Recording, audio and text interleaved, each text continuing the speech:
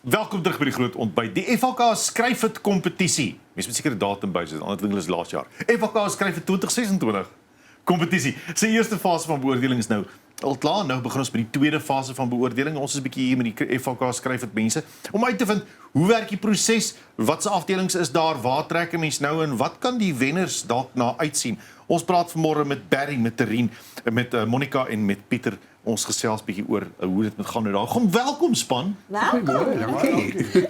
Mens besef jy altyd wat 'n enorme ding die skryf dit kompetisie is nie, net. Ja, mens moet eintlik bietjie terug staan en besef daar's soveel afdelings. Daar's soveel mense wat inskryf. Hoe lyk die inskrywings op die stadium?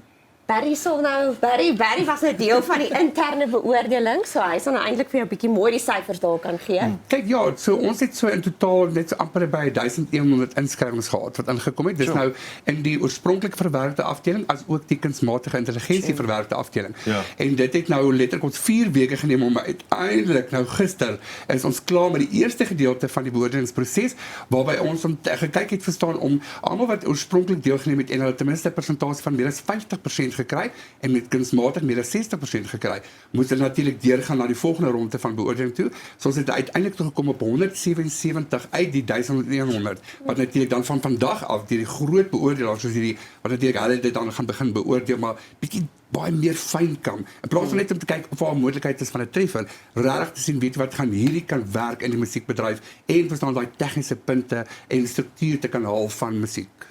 Terien, soos Barry nou genoem het, ons gaan nou na die tweede fase toe. Hoe gaan daai beoordeling werk? So hier word die koring van die kaf geskei. So dit is nou regtig waar daai liedjies wat nou regtig impak maak en 'n verskil maak gaan uitstaan. En dit is nou waar ons paneel van kunstenaars en liedjieskrywers regtig nou volgens sekere beoordelingskriteria na die liedjies gaan kyk. So dit is bietjie meer strenger, want soos Barry nou genoem het, hulle gaan nou bietjie fyner in detail daarna kyk. Om nou te bepaal of dit die volgende Afrikaanse treffer is. Monica, watse afdeling kyk jy spesifiek na en wat sal jy gebruik om te beoordeel? Watse maatstaf? So ek kyk meer na die oorspronklike liedjie skryfkant. Ek kom uit daardie milieu uit. En ek kyk na 'n liedjie wat regtig eenvoudig is maar impak maak. Jy kan sien as jy kyk na 'n liedjie of iemand regtig bedoel het wat hulle geskryf het of dit net iets was wat hulle geskryf het. So ek soek iets wat vir my hoendervleis gee. Dis gelukkig nie moeilik nie. Hoendervleis element is baie belangrik. Pieter, kunsmatige intelligensie is hierdie jaar deel van die skryf dit kompetisie. Hoe voel jy daaroor? Dink jy dit is belangrik dat alle forme van musiek ingesluit word in so 'n kompetisie? Absoluut. Kyk, KI is hier om te bly. Ons kan nie daarvan stry nie, ons kan nie daarvan al weghardloop nie. En ek dink om dit aan te wend en dit actually deel te maak van die KI of van die FHK skryf dit kompetisie. En dit include 'n baie groter groep artists. Ek dink baie min mense besef hoe baie actual artists daar buite is wat nie actually geontgin word nie.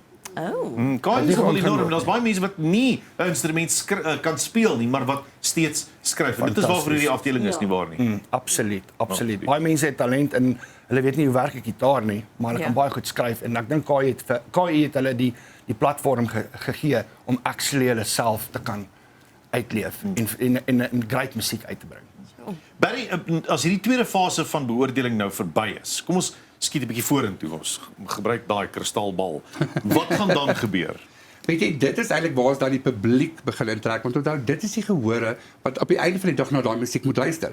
So dan begin 'n publieke stemproses. So ons gaan natuurlik nou deur die beoordeling gaan. 100 en hoeveel nou? Dis 117. 117. Wat nou deur is so outomaties van hier af gaan ons nou uiteindelik kom by 'n top 20. En dan word natuurlik daai top 20 liedjies aan die 5 verskillende gurus natuurlik verskaf word en natuurlik wat hulle self ook kies wat se liedjies hulle word verteenwoordig tussen oorspronklik en kunsmatige liedere. En dan van daar af begin ons dan vir die publiek vra, wat wil jy hoor? Verstaan, wat is iets wat aan jou hartsnaar raak? Want op die einde van die dag, ons van die FHK se kant het seker gemaak, hierdie liedere het diepte, verstaan met die lirieke, dat jy net nog 'n hop is of iets soos dit nie. Dit moet regtig iets wees groot en ordentlik en iets wat ook langer as net verstaan 'n jaar kan hou op die rakke. Iets wat op sy eie bene staan. Absoluut. Ja. En dit is waar die stemproses dan nou dit verder vat. Want nou begin ons kyk, is dit kommersieel? Aanvaar maar natuurlik daar buite, wil die mense daarna luister. So daar's 'n hele paar stemproses stemprosesse wat gaan plaasvind tot ons uiteindelik dan by die top 5 gaan kom wat natuurlik gaan lei dan na die finaal toe. Monica, vir jare lank kon jy kyk hoe jou pa musiek benader, skryf, werk, jy weet, kyk na daai, ek wil sê classics wat uitgestaan het wat ons almal steeds onthou. Het jy enigiets spesifiek in jou kriteria as jy gaan beoordeel? Skryf soos wat jy praat, want dan val dit baie makliker op die luisteraar se ore. My pa het altyd gesê skryf soos wat jy praat, want dan gaan jy nie sukkel om te verstaan wat jy sê nie. En hou dit eenvoudig, maar eenvoudig beteken nie simpel of kom nie. Jy kan eenvoudig skryf, maar slim skryf. So eenvoud en sê wat jy wil sê, maar op 'n praatmanier.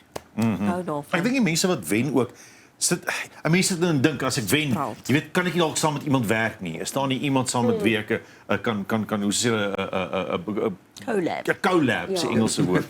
By mekaar kan sit. Pieter sal byvoorbeeld, jy's nou ook al 'n redelike gevestigde KI kunstenaar. Sal jy saam met so iemand wil collab? Absolutely. Is dit? Ja, absoluut. Daar's baie talent daar buite en ek dink die FHK skryf het kompetisie is perfect vir dit. Dit is perfect om actually iemand wat actually daai talent het te ontgin en iets saam met hulle te doen om hulle talente te bevorder eintlik. Ek dink is 'n goeie idee.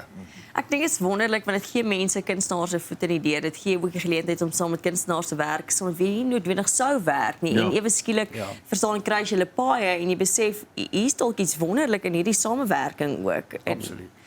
Trien, kan die publiek nou betrokke raak? Hoe werk die stemproses? Ons almal wil nou net begin stem vir ons gunstelinge. Waar? Hoe? Ja, so die publiek kan nou natuurlik by die stemproses betrokke raak van die 13de Julie af.